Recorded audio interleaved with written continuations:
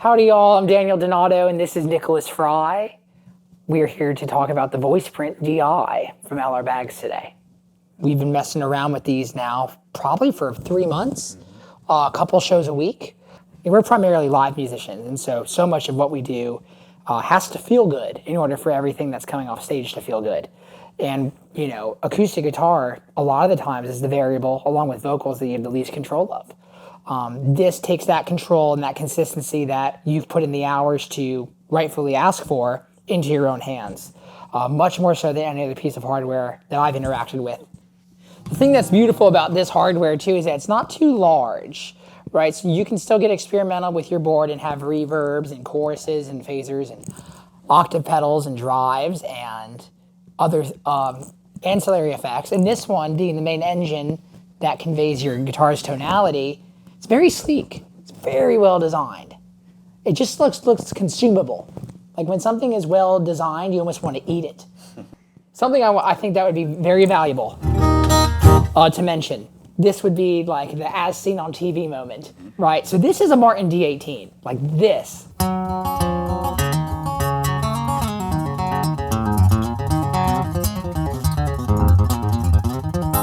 But then I show up to a gig and I don't have a Voiceprint DI.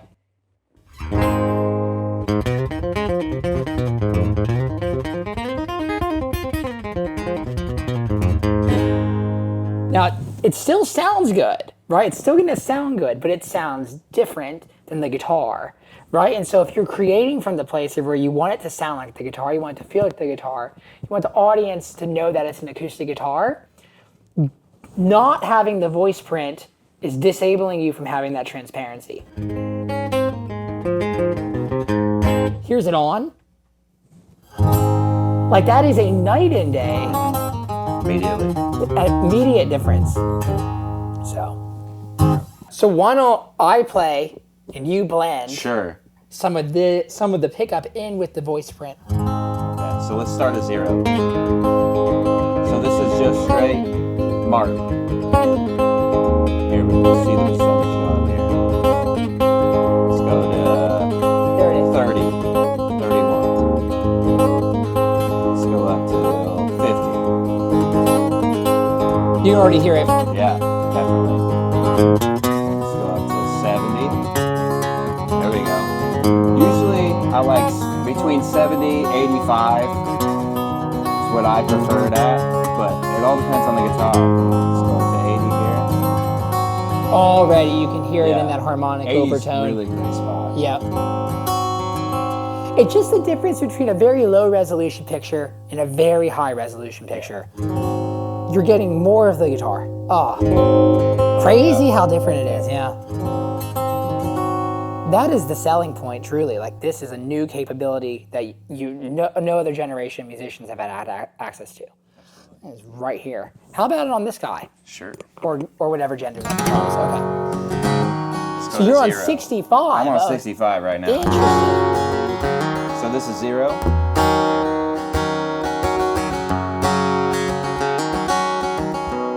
It's very slight at 30, but it's actually really cool. Right.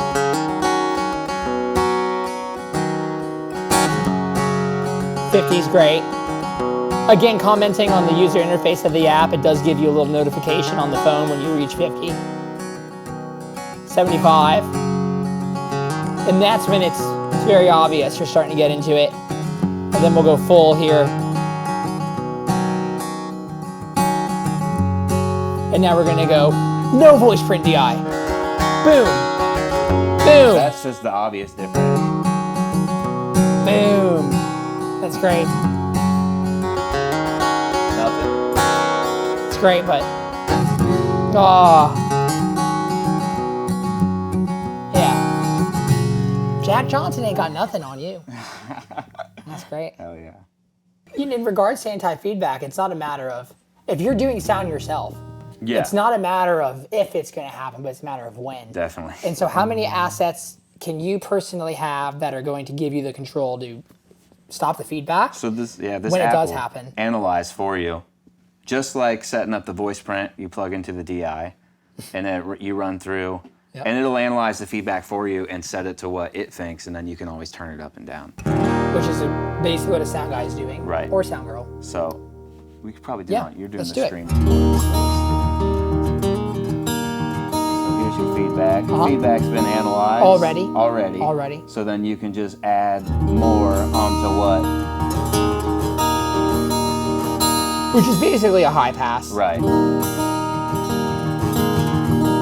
Right, so it's just targeting that frequency that could be dangerous, and it's just going to cut that out. Right. Again, commenting on the user interface here, there's no spectrum of the EQ on a visual display that could confuse you. It's simply, it is cutting out specific frequencies here, but it's not telling you which, right? It's just going for whatever a guitar could offer within that range, which is wise. So it's very user-friendly. It's very user-friendly, which is the biggest thing. When feedback is happening, I cannot stress enough how stressful that is. It ruins your mood, and it can ruin the mood of the listener. So you want to just literally have a gas pedal or a brake pedal, and that's what this serves as. Very fast. So, very fast. You can also do the anti-feedback on the pedal itself. You don't need to do it with the app. Right. So there's a feedback knob. What's so cool about the app is it can be as user-intensive or not as Yeah. you want, right? So if you're a person like me, I actually be very fretboard intensive, but not very hardware intensive. So I like for everything to plug in and work every night very well, and then I can just focus all my extra horsepower mentally on the fretboard. I'm not going to be, changing knobs in between songs. I like to just plug her in and, praise hell, praise Dale. Yeah. Cool. Let's pick them out for a second. Yeah. Let's just do something like